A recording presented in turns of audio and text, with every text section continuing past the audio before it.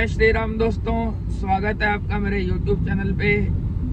आज का हमारा जो प्रश्न है गगन पंडित जी से, वो हनुमान चालीसा के एक चौपाई में से है। हनुमान चालीसा में एक चौपाई आती है कि और देवता चित्त न धराई, हनुमत सही सर्व सुख कराई। तो पंडित जी, इस चौपाई के बारे में आज हमें आप थोड़ा सा ज्ञान दीजिए। और देवता चित्त न धराई, हनुमत सही सर्व सुख कराई। और देवता चित्त न धरें, हनुमत से ही सर्व सुख करें। इसका अर्थ है कि और किसी देवता की जीव को आवश्यकता नहीं पड़ती अगर हनुमान जी उसके साथ में है, क्योंकि बाकी सभी देवी देवता अपना कार्य करने के लिए संसार में आते हैं और अपना कार्य पूर्ण करने के बाद वो वापस चले जाते हैं। लेकिन हनुमान जी कभी यहाँ से जाते ही नहीं है। राम जी ने उनको वरदान दिया था कि जब तक संसार के अंदर प्रचार रहेगा मेरा, तब तक आपको कहीं जाना ही नहीं है। कि हनुमान जी को सबसे अच्छा लगता था राम जी की चर्चा करना, और राम जी की चर्चा संसार में हर जगह पर होती रहती है। और देवता चित्त न रहे, इसके और भी कई सारे कारण हैं। जैसे कि संसार के अंदर जो हनुमान जी हैं उनसे शक्तिशाली कोई भी नहीं है, क्योंकि हनुमान जी को इतनी शक्तियां मिली कि उसका कोई था ही नहीं है। जब हनुमान जी ने अपने मुख में सूर्य भगवान को डाल लिया था, तो उसके बाद पवन देव जी हनुमान जी को लेके गुफा में बंद हो गए थे, जिससे वायु का संचालन बंद हो गया था।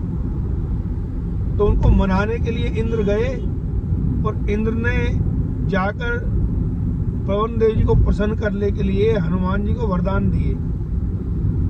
और साथ में जितने भी देवी देवता थे सभी गए, और सभी ने जाकर हनुमान जी को इतने वरदान दे दिए कि हनुमान जी से शक्तिशाली संसार में कोई हो ही नहीं सकता है। यहाँ तक कि जब इंद्रजीत ने उनको बांधने की कोशिश की, तो हनुमान जी ने तो अपने आप को बंधन में डाल लिया। अगर हनुमान जी चाहते तो बंधन में बनते नहीं। और बाद में जब हनुमान जी रावण के सामने जाते हैं, तो उन्होंने अपने आप इस बंधन को खोल लिया। उनको वरदान था कि संसार के अंदर कोई भी अस्त्र उनके ऊपर प्रभाव नहीं डाल सकेगा, कोई शक्ति प्रभाव डाल सकेगा। तो इतने शक्तिशाली संसार में और कोई भी नहीं है। जितने भी देवी देवता हैं सभी ने अपनी अपनी शक्ति हनुमान जी को दे दी, और हनुमान जी इतने शक्तिशाली बन गए। तो इसी के लिए सबको कहते हैं कि और देवता चित्त न धरे, सारा काम हनुमान जी कर सकते हैं। और दूसरे प्रसंग के अंदर आता है कि बाकी देवी देवताओं को तो अपने वाहन की भी प्रतीक्षा करनी पड़ती है।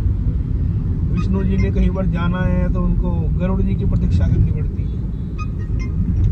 अगर शंकर भगवान ने कहीं जाना है तो नंदी बैल की प्रतीक्षा करनी पड़ती है। लेकिन हनुमान जी ने कोई वाहन नहीं रखा। और देवता चित्त न धरे का मतलब है कि वो एकदम अपने आप ही पहुंच जाते हैं। उनका ध्यान करते के साथ ही उनको प्रतीक्षा करने की आवश्यकता नहीं पड़ती है। वो ऐसे पहुंच जाते हैं जैसे वायु पहुंचती है।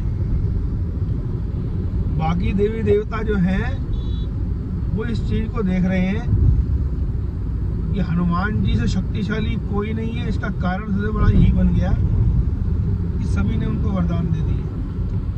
अब मान लो किसी के पास अपनी शक्ति है, लेकिन 100 लोग उसको अपनी अपनी शक्ति भी दे देते हैं।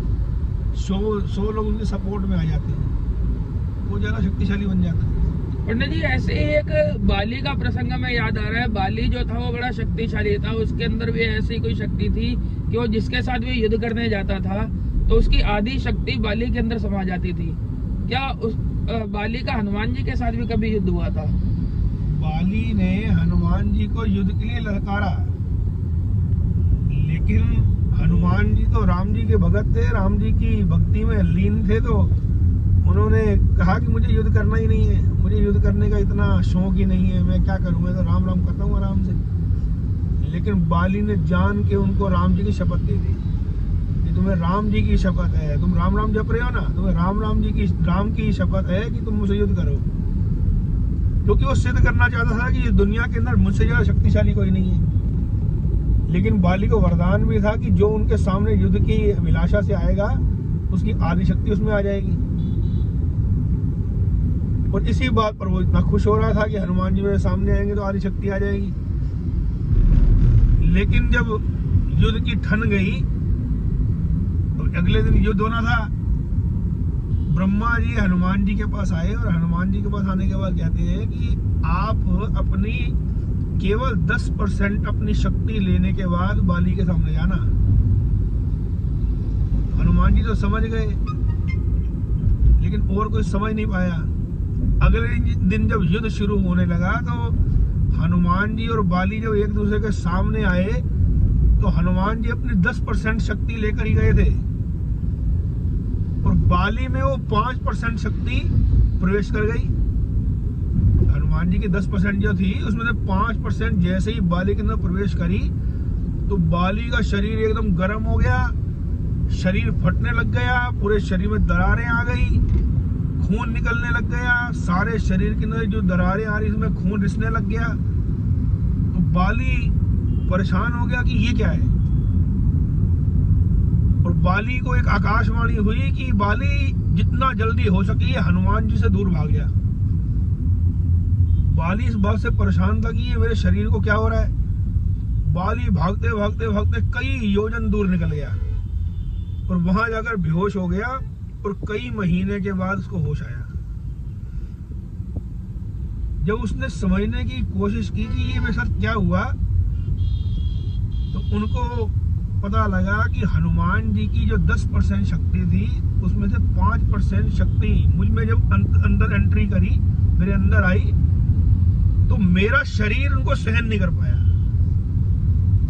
तो अर्थ ये है कि हनुमान जी इतने शक्तिशाली हैं कि बाली के शरीर जो था वो 5% शक्ति को सहन नहीं कर पाया और शरीर फटने लग गया। आप इस बात से समझ सकते हो कि किसी हाथी का उठाने वाला भार अगर किसी गधे के ऊपर रख दिया जाए तो गधा तो बेचारा मर ही जाएगा, गधे में उतनी शक्ति नहीं है। ऐसे ही हनुमान जी इतने शक्तिशाली हैं कि उनकी 5% शक्ति ही उस बाली का शरीर झेल नहीं पाया। हनुमान जी बड़े शक्तिशाली हैं। इसीलिए हनुमान जी के ऊपर तो जो हनुमान चालीसा का व्याख्या की गई है, हनुमान चालीसा में लिखा हुआ है कि और देवता चितना धरे हनुमत से ही सर्व सुख करे और संकट कटे मिटे सब पीरा। जो बोले हनुमत बलवीर। हनुमान जी इतने शक्तिशाली हैं कि उनका कोई था ही नहीं है। जो काम कोई भी नहीं कर सकता है ना वो हनुमान जी कर सकते हैं। इसलिए कलयुग में सबसे ज्यादा प्रभाव हनुमान जी का है। आप देखो कि किसी भी मंदिर में इतनी भीड़ नहीं होती है जितनी हनुमान जी के मंदिर में होती है, क्योंकि हनुमान जी को वरदान इतने मिले हैं उनको कोई भी उनकी बराबरी में आ ही नहीं सकता है। पंडित जी एक भजन की पंक्ति के साथ इस वीडियो को एंड करते हैं। हनुमान जी की शक्तियों को याद दिलवाया था जामवंत जी ने जब हनुमान जी लंका की तरफ जा रहे थे उस समय पर। तो उस समय पर जामवंत जी कहते हैं कि तुम शक्ति पुंज हो किसी से डर नहीं सकते, हाँ हाँ डर नहीं सकते। ऐसा न कोई काम जो तुम कर नहीं सकते, हाँ हाँ कर नहीं सकते। उठो छलांग मारो बजरंग बली, जागो बजरंग बली, हे बजरंग बली, जागो बजरंग बली। दुनिया की दंग देख तुम्हारी उड़ान को, तुमने हिला के रख दिया था आसमान को।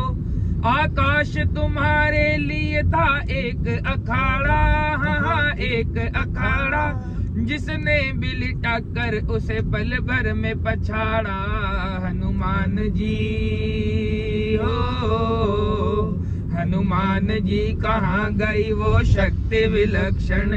कुछ याद करो अपना पवन सुत वो बालपन, कुछ याद करो अपना पवन सुत वो बालपन। बोलो पवन सुत हनुमान जी महाराज की जय। बोल सियापति रामचंद्र भगवान की जय। जय सिया राम, जय सिया राम, जय सिया राम।